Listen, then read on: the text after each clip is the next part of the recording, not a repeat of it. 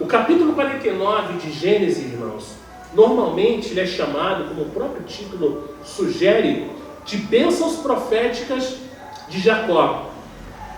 Mas Jacó, ele usou o termo bênçãos apenas como referência ao seu filho Jacó e ao que coube a cada um de seus filhos.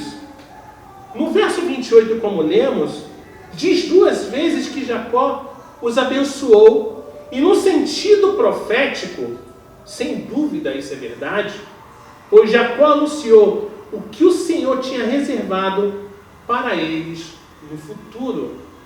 Olha como profético ele se move. O pai reuniu os filhos, praticamente em seu leito já de morte, e começou a dizer o que iria acontecer, não como um adivinho, mas porque ele já sabia, da parte de Deus, da parte do Senhor, o que para cada uma dessas tribos estava reservada. No entanto, a bênção de Jacó foi muito mais do que isso. Dentre outras coisas, a palavra de Jacó foi uma revelação da conduta e do caráter humano, bem como dos propósitos divinos. Vocês puderam notar que a cada filho que ele falava, ele dizia o que era o filho, o que iria acontecer e o que eles foram. 3 filhos ficaram sabendo que sua conduta passada lhe custaria sua herança futura, pois sempre colhemos aquilo que plantamos. Se você planta coisas boas, bondade, amor, você vai colher isso. Se você planta ódio, dor, você vai colher isso. Se você não planta nada, você não vai colher nada. O meu amigo Charlie Brown. Senhor, tem de misericórdia, Senhor. Não era assim. Desculpe, irmãos. As palavras proféticas do patriarca também devem ter servido de estímulo para seus descendentes durante os tempos difíceis de sofrimento no Egito, bem como ao longo dos anos infelizes vagando no deserto. Garantiu a cada tribo um lugar futuro na terra prometida, o que foi extremamente importante para eles. Mas além disso, nós observamos no último testemunho de Jacó uma bela revelação do Senhor bondoso, que cuidou de seus servos durante tantos anos. Ainda encontramos uma revelação do Messias que havia sido prometida ao povo de Jacó. E nessas palavras de Jacó, vemos Siló, salvação, Yeshua, no verso 18, o poderoso, o pastor e a pedra, e o todo-poderoso, sendo que todos esses nomes apontam para ninguém mais e ninguém menos do que o nosso Senhor e Salvador Jesus Cristo. Não temos como dizer que a Bíblia ela não conecta a pessoa de Jesus. Ele está falando de Gênesis e está conectando, falando do Messias que estaria por vir. Ao se dirigir a eles, Jacó seguiu a ordem de nascimento dos filhos, começando com os filhos de Lia, os 6 filhos de Lia, e terminando com os 2 filhos de Raquel, José e Benjamim. Deus deu a Jacó 6 filhos com Lia, a esposa que ele não queria. Lia, ela foi honrada por ser mãe de Levi, que fundou a tribo sacerdotal, e de Judá, o pai das tribos dos reis, Rubem. Jacó falou diretamente a Rubem, seu filho mais velho, mas o que ele lhe disse não foi elogioso. Imagina, o meu primogênito chegar e falar aquilo que Jacó estava falando para ele. Um pecado muito antigo que ele havia cometido, finalmente havia encontrado Rubem. E ele perdeu os seus privilégios de primogenitura. Para quem não sabe qual foi esse pecado, nós falamos dele lá em Gênesis 35. Tá? Jacó, ele deu essa bênção a José e a seus 2 filhos.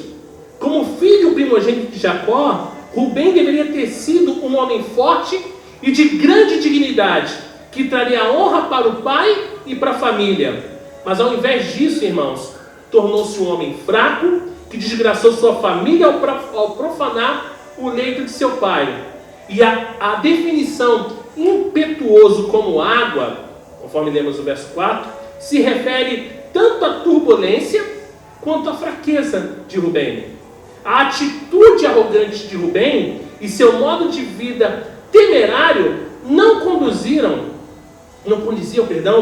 com a de um filho primogênito. A água em si, quando a gente observa, sem dúvida é extremamente frágil. Porém, as águas turbulentas, elas podem causar grandes destruições. É difícil encontrar nas Escrituras algum membro da tribo de Rubem que tenha se destacado como líder. Nós não encontramos. A população da tribo, ela entrou num declínio entre o êxodo e a entrada na terra prometida, passando de 7º para 9º lugar em número de membros. O censo naquela época contabilizou isso.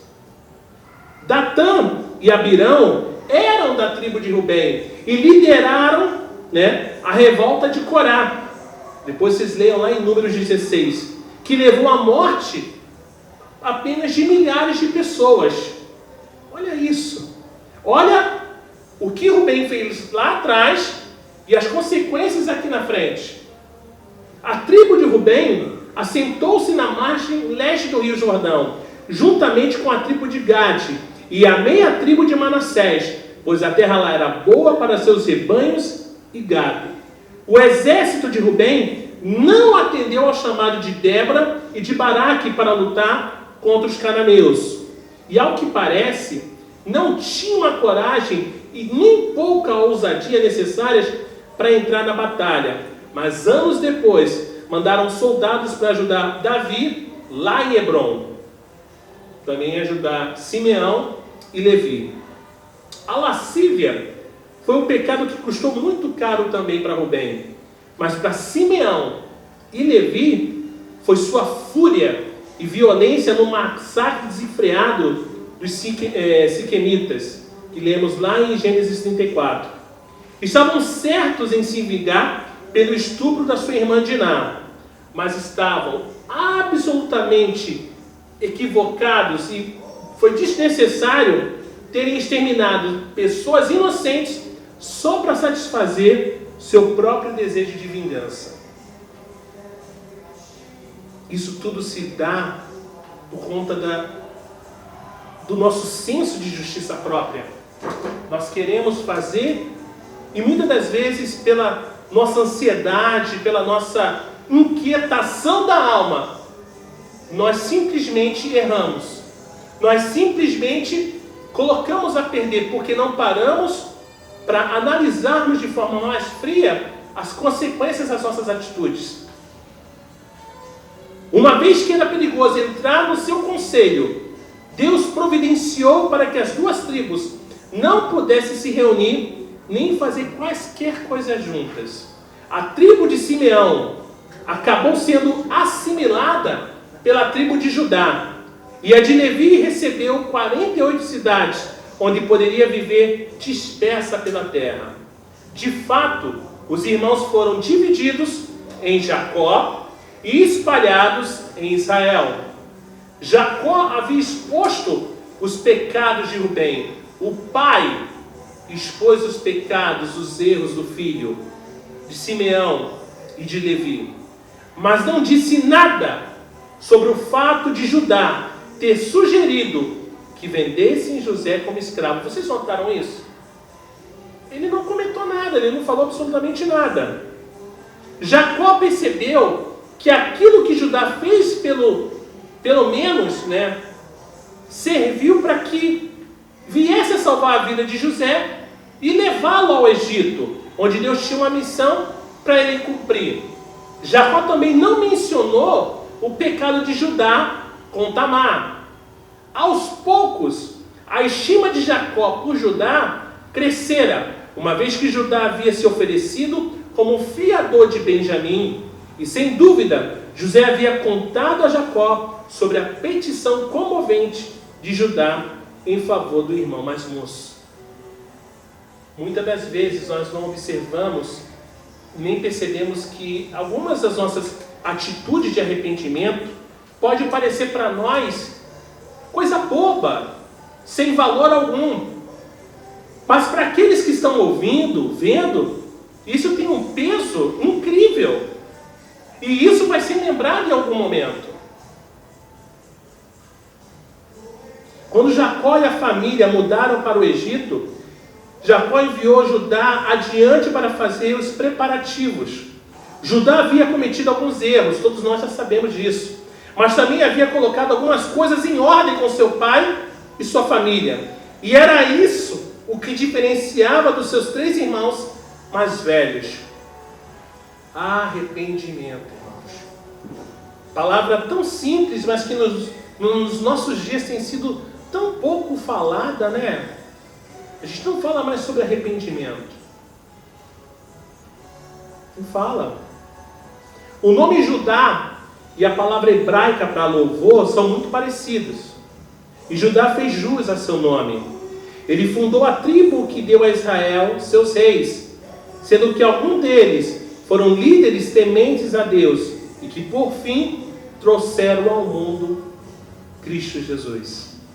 Judá era uma tribo de conquistas e de liderança e permaneceu fiel à linhagem de Davi quando a nação se dividiu. Uma vez que Deus escolheu Judá para ser a tribo dos reis, era lógico associar essa tribo com o leão, o rei das feras, dos animais. Jacó comparou Judá com um leãozinho, um leão e uma leoa. Vamos lá. Eu acho interessante ele fazer essa alusão de um leãozinho, de um leão e de uma leoa, uma família. Minha esposa, ela sempre conta isso, ela fala sempre isso.